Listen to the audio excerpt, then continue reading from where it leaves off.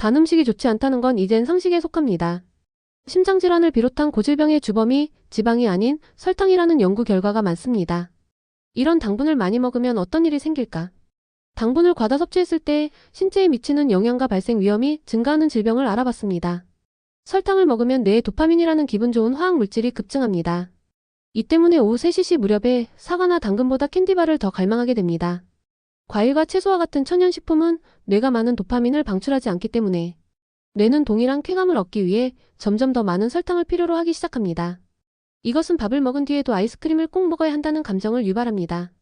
매일 탄산음료 한 캔을 먹으며 1년 안에 몸무게가 15파운드 약 6.8kg 늘어난다는 연구 결과가 있습니다. 특히 탄산음료는 다른 음식보다 비만을 일으키기 쉬운 것으로 나타났습니다. 사탕이나 쿠키를 먹으면 혈당 수치를 빠르게 높여 에너지를 빠르게 폭발시킬 수 있습니다. 하지만 세포가 설탕을 흡수함에 따라 수치가 떨어지면 초조함과 불안감을 느낄 수 있습니다. 연구에 따르면 설탕 섭취량이 많으면 성인의 우울증 위험이 커진다고 합니다. 당을 섭취하지 않았을 때 우울증이 생긴다는 이유로 슈거 블루스라는 말이 있습니다. 당분이 든 식품을 먹기 전까지 감정의 심한 기복 상태를 겪습니다. 우울증과 불안증 외에 머리가 흐릿해지고 스트레스를 자주 경험할 수도 있습니다. 이런 상태라면 설탕을 끊어야 합니다. 오히려 설탕을 끊으면 기분이 가벼워지는 것을 느낄 수 있습니다. 5만여 명의 여성들을 대상으로 실시한 연구 결과에 따르면 탄산음료와 설탕을 넣은 아이스티, 에너지 드링크 등 단 음료수를 많이 먹으면 당뇨병 위험이 크게 증가하는 것으로 나타났습니다. 당분이 많은 탄산음료는 E형 당뇨병 발병과 관계가 있다는 연구 결과도 많이 나왔습니다. 사탕은 치아를 썩게 할 수 있습니다. 충치를 유발하는 박테리아는 단 것을 먹은 후 입안에 남아있는 당분을 먹는 것을 좋아합니다. 과당을 너무 많이 섭취하면 비알코올성 지방간이 생길 수 있습니다.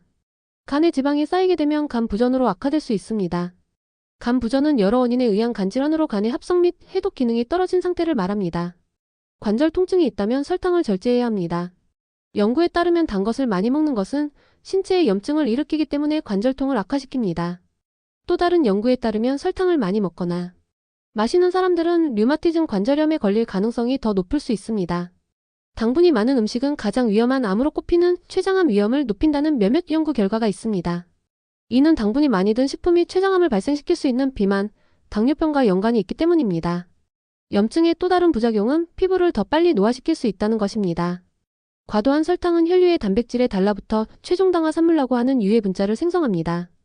이 분자는 말 그대로 피부를 노화시킵니다. 피부의 콜라겐과 엘라스틴, 즉 피부를 탄력 있고 젊게 유지하는 단백질 섬유를 손상시키는 것으로 나타났습니다. 9천여 명을 대상으로 한 연구 결과 탄산음료를 하루에 2캔 이상 마실 경우 신장 콩팥을 손상할 수 있는 것으로 나타났습니다. 쥐 실험에서 고당분 음식을 먹었을 때 신장이 커지고 여러 가지 기능상 문제가 발생하는 것으로 나타났습니다. 짠 음식을 많이 먹었을 때뿐만 아니라 당분을 많이 섭취했을 때도 고혈압이 발생할 수 있습니다.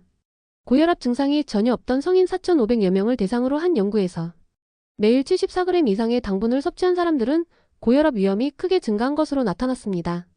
미국에서 사망 원인 1위는 심장질환입니다.